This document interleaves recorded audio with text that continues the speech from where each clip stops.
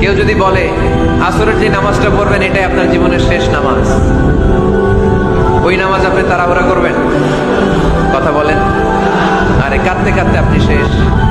এত সুন্দর ওযু বানাবেন, এত সুন্দর আতর মেখে জায়নামাজ বিছিয়ে পাঞ্জাবিটা পরে আপনি নামাজে দাঁড়াবেন, রুকুতে কি সুন্দর রুকু করবেন, লম্বা সময় সিজদা করে চোখের পানি দিয়ে তো সেদিন আপনার জায়নামাজ আপনি ভিজিয়ে দিবেন। জামাতে নামাজ আদায়ের সময় বায়ু ত্যাগ হলে বের হয়ে ওযু করার সুযোগ না থাকলে করণীয় কি? নামাজের জামাতে দাঁড়াইছেন, কাতারের মাঝখানে আছেন, ওযু ভেঙে গেছে, এখন এমন মুসল্লি গাদাগাদি করে দাঁড়াইছে, পিছনে 10-12 কাতার আছে, আপনি ভাঙ্গা শেষ পর্যন্ত ওযু করা কঠিন। এরকম যদি হয় তাহলে ওযু ভেঙে গেলে ওই অবস্থায় অপেক্ষা করবেন। বসা অবস্থায় ওযু গেছে বসে থাকেন, দাঁড়ানো অবস্থায় গেছে দাঁড়ায় থাকেন, এরপরে যখন সুযোগ পাবেন বের হবেন। আর যদি একটু একটু করে আস্তে আস্তে কাতারের ফাঁকে বের হয়ে যেতে পারেন সেটা ভালো। কথা কি বুঝাতে পারছি? আমাদের দেশে মসজিদগুলোতে এই ব্যবস্থা রাখে না। আরব দেশগুলোতে বেশিরভাগ মসজিদের চারপাশে 2 ফিট 3 ফিট করে জায়গা খালি রাখে, যাতে করে কারোর ওযু ছুটে গেলে সে সবাই সামনে দিয়ে, নামাজি ব্যক্তি জামাতের সাথে নামাজ পড়লে ইমাম সাহেবের সামনে সূত্রা থাকলে অন্য মুসল্লিদের সামনে ওযু ভেঙে গেলে সামনে দিয়ে গেলে অসুবিধা হবে না। কিন্তু 10 কাতারের সব মুসল্লির নামাজের মনোযোগ নষ্ট করেন আপনি, সেটা তো আরেক মুসিবত। এই জন্য এক কাতারের সামনে দিয়ে আস্তে করে যায়, আপনি রাস্তায় উঠে গেলেন, ওই রাস্তা দিয়ে কেউ যদি দান করে এবং দান করার পর যদি এটা নিয়ে আবার খোঁটা দেয় তাহলে কি হবে? দান করার পর, উপকার করার পর খোঁটা দেওয়ার বদভ্যাস আমাদের অনেকের মধ্যে আছে। ভালো করে শুনে রাখেন, আল্লাহ বলেছেন লা তুবতিলু সাদাকাতিকুম বিল মান্নি ওয়াল আযা, তোমরা দান করার পর খোঁটা দিয়ে, যাকে দান করেছো তাকে কষ্ট দিয়ে, এটা কথা বলে বলে বারবার কষ্ট দিয়ে তোমাদের দানকে নষ্ট করে দিবা না। বোঝা গেল যে খোঁটা দিলে দান নষ্ট হয়ে যায়, এটা সওয়াব পাওয়া যায় না। আর নবী আল্লাহ রাব্বুল আলামিন কোরআনে কারীমে আরো বলেছেন ঈমানদার এবং নেককার এদের বৈশিষ্ট্য কি? এদের বৈশিষ্ট্য হলো তারা ওয়ায়ুতঈমুনা আত-তুআমা আলা হুব্বিহি মিসকিনা ওয়া ইয়াতীমা ওয়া আসীরা, আল্লাহর মহব্বতে মানুষকে, অভাবী লোককে, বন্দীদেরকে দান সদকা করে, এবং তারা বলে লা নুরিদু মিনকুম জাযাআন ওয়ালা শুকুরা, ও ভাই তোমাকে যে দান করছি তোমার থেকে আমি থ্যাঙ্কস ও আশা করি না, কৃতজ্ঞতাও আশা করি না, বিনিময় তো দূরের কথা। তাইলে কেউ আপনার উপকার পাইছে, অনেক উপকার করছেন, তার জীবনে সে একটু স্বীকৃতিও দেয় না, আপনারা চিনেও না, তাতে আপনার মনে কষ্ট যেন না হয়, কারণ তার চেনার দরকার নাই তো। আমি যার থেকে সওয়াব পাওয়ার জন্য দিছি তিনি দিলেই হবে, ওর কাছ থেকে কিছু পাওয়ার ফিডব্যাকের আসে আমি দেই নাই। আজকাল এই রোগটা আমাদের ভিতরে ব্যাপক আকারে হয়েছে। দান করে দিয়েছেন, শেষ, কাকে দান করছেন সে আমার স্বীকৃতিও দিল না, সে স্বীকার করে নাই, সে গুনাহগার হয়েছে, সেটা ভিন্ন কথা। আপনি তার কাছ থেকে থ্যাংক ইউ আশা করতে যাবেন না, আমি আশা করবো শুধু আল্লাহর কাছ থেকে, তাহলে ইনশাআল্লাহ সে দান কবুল হবে। আল্লাহ তাআলা আমাদেরকে বুঝার তৌফিক দান করুন। তুমি জুমার দিন খুতবা চলাকালীন সময়ে দুইজন কথা বলতেছে, তুমি যদি ওদেরকেও থামতে বলে এই থামো, এটাও তুমি ভুল কাজ করছো, তুমি থামতে বলছো কেন? এই থামো বলে তুমি আরেকটা কথা বাড়াইছো, ঠিক কিনা?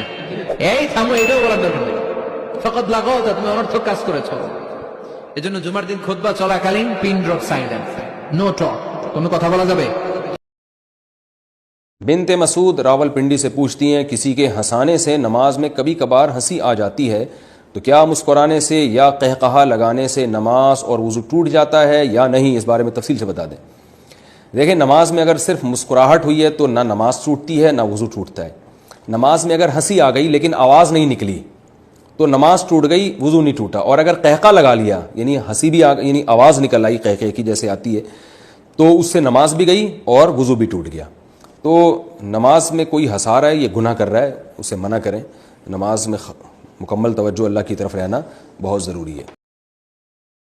দুগ্ধপান শিশুর পেশাব করলে নামাজ হবে কিনা? যেই সন্তান মায়ের দুধ পান করে, অন্য কিছু খায় না, সে দুধ খাইয়াই বাঁচে, তো এই শিশু সে যতদিন মায়ের দুধ পান করবে, এই অবস্থা সে যদি পেশাব করে, যদি ছেলে শিশু হয় তাহলে তার পেশাবের উপরে পানি মেরে দিলে চলবে, আর মেয়ে শিশু হলে অন্য সাধারণ পেশার মতো ধুইতে হবে। এখন কত হলো ছেলে মেয়ের মধ্যে বৈষম্য কেন? আল্লাহ তাআলা ভালো জানেন, নিশ্চয় এমন কিছু আছে যে এটা ধোয়া ছাড়া পাক হবে না।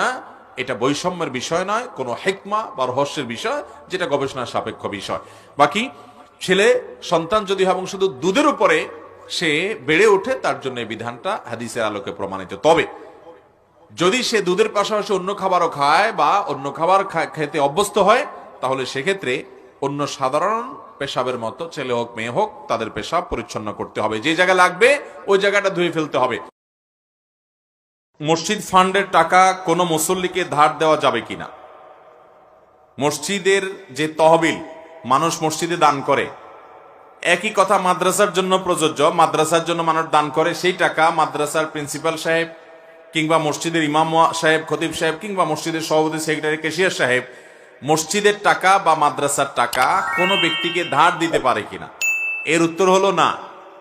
মসজিদের টাকা বা মাদ্রাসার টাকা এটা কাউকে ধার দেওয়ার কোনো এখতিয়ার মসজিদ কমিটির বা ইমাম খতিব সাহেবদের নাই। এমনকি তারা নিজের প্রয়োজনীয় মসজিদের টাকা ভাঙার অধিকার তাদের, কারণ এটা তাদের কাছে আমানত। মসজিদের টাকাটা তাদের কাছে কি? ফজরের আগের সুন্নত যদি 2 রাকাত কেউ পড়তে না পারে, ফালিউসাল্লিহা বাদা আন তাতলুআ আশ-শাম, সেজন্য সূর্য ওঠার পরে ওই 2 রাকাত পড়ে নেয়। এখন ঘটনা হলো, হুজুর অনেকে তো দেখি ফজর পড়ার পরে মসজিদে দাঁড়ায় যায় সুন্নতের জন্য, ঠিক না? হ্যাঁ, এরকম একটা বর্ণনা তিরমিজিতে, আবু দাউদে আছে। বুখারী শরীফের বর্ণনা, লা সালাতা বাদাল ফাজরি ক্বাবলা আন তাতলুআ আশ-শামস ওয়া বাদাল আসরি ক্বাবলা আন তাগীবা আশ-শামস। ফজরের পর সূর্য ওঠার আগে, ফজর নামাজ পড়ার পর সূর্য ওঠার আগে কোনো নামাজ নাই। আসর নামাজ পড়ার পর সূর্য ডুবার আগে কোনো নামাজ নেই। ফজর নামাজ পড়ার পর সূর্য ওঠার আগে কোনো নামাজ নাই, এটা বুখারীর বর্ণনা। আসরের নামাজ পড়ার পর সূর্য ডুবার আগে কোনো নামাজ নাই, এটা সহিহ বুখারীর বর্ণনা।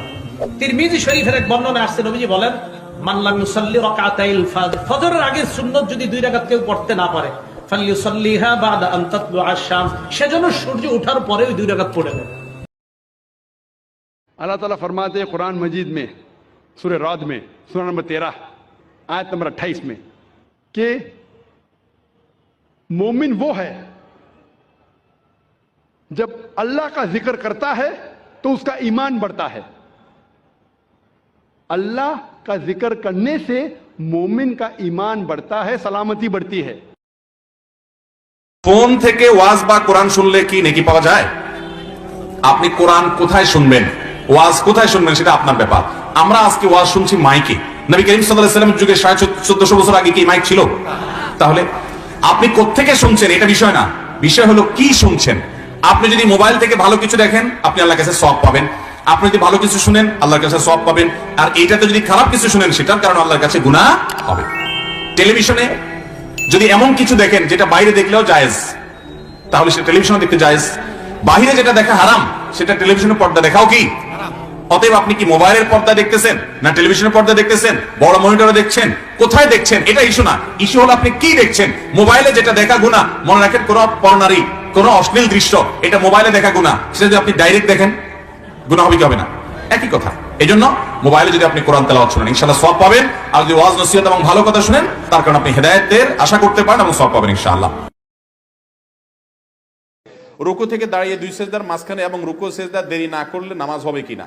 রুকু থেকে দাঁড়িয়ে 2 সেজদার মাঝখানে এবং এই সময়গুলোতে যদি কেউ সোজা হয়ে না দাঁড়ায়, নামাজ হবে না, নামাজ হবেই না। অনেকে আছে রুকু থেকে এইভাবে একটু সোজা হয়ে আবার সাথে সাথে সেজদা চলে যায়, সেজদা থেকে সোজা উঠতে না বসতে আবার সেজদা চলে যায়, নামাজ হবে না। সাফ কথা, আমার কথা না, সারা বিশ্বের সমস্ত আলেমদের মত এটা। কথা কি বুঝতে পারছেন? এত ডেঞ্জারাস বিষয়। তুফান মেল যারা নামাজ পড়েন তারা ভালো করে শুনে রাখেন।